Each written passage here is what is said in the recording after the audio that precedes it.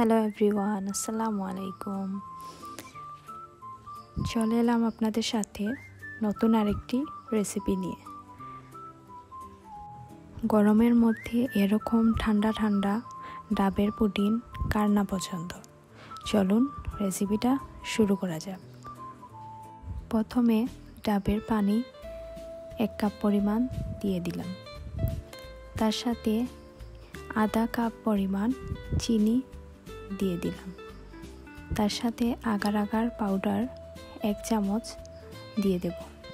এই পর্যায়ে অনবরত নাড়তে থাকব, তা না হলে আগার আগার পাউডারটা দলা বেঁধে যাবে। এই পর্যায়ে চুলার আগুন দিয়ে দেব। এখন অনবরত নাড়তে থাকব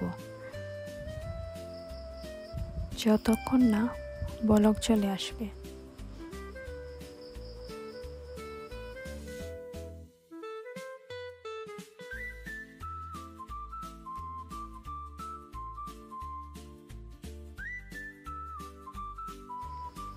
এই পর্যায়ে বলক চলে এসেছে।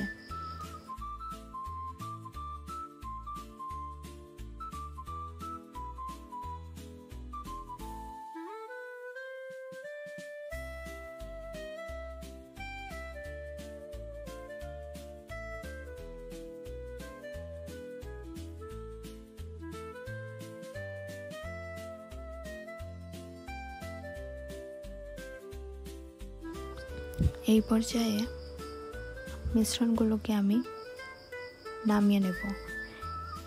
একটা বাটিতে এগুলোকে আমি ঢেলে সাইডে রেখে দেব আধ ঘন্টার জন্য। আপনারা চাইলে ফ্রিজেও রাখতে পারেন।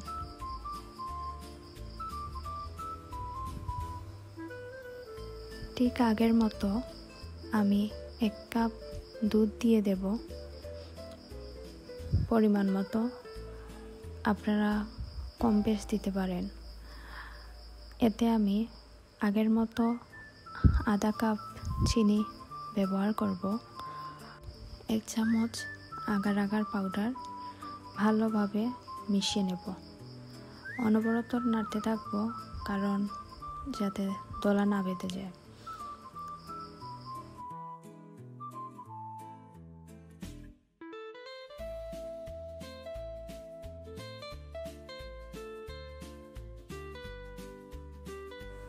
এই দিকে আমার ডাবের পানি দিয়ে যে জেলিটা আমি তৈরি করেছিলাম তা অনেক সুন্দরভাবে রেডি হয়ে গেছে। এখন আমি এগুলোকে সুন্দর করে কেটে নেব একটা নাইফের সাহায্যে, কিউব কিউব করে।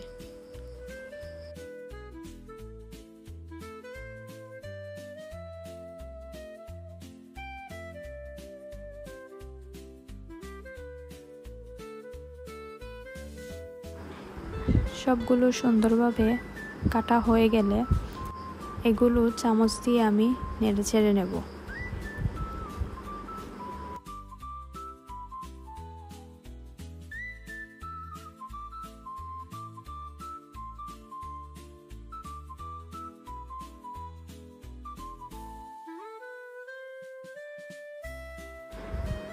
দেখতে ভালো লাগছিল জেলিগুলো।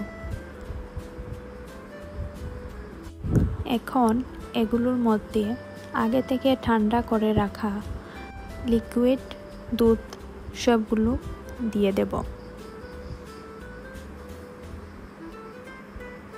এখন সুন্দরভাবে সবগুলোকে নেড়ে ছেড়ে দেব, যাতে কাটার সময় অনেক সুন্দর একটা স্লাইস বের হয়।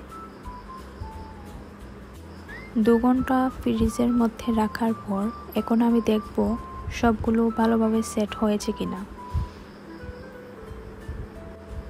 আমার এই বাটিতে সেট হতে একটু প্রবলেম হচ্ছিল বলে আমি একটা গোল বাটিতে এইগুলোকে সেট করে নিয়েছি। পুডিংটাকে আমি স্লাইস করে কেটে নিয়েছি। খুব সহজেই আমাদের ঠান্ডা ঠান্ডা ডাবের পুডিং তৈরি হয়ে গেল। আপনারা বাসায় তৈরি করে দেখতে পারেন। আশা করি সকলের ভালো লাগবে। আজকের ভিডিওটা এই পর্যন্তই।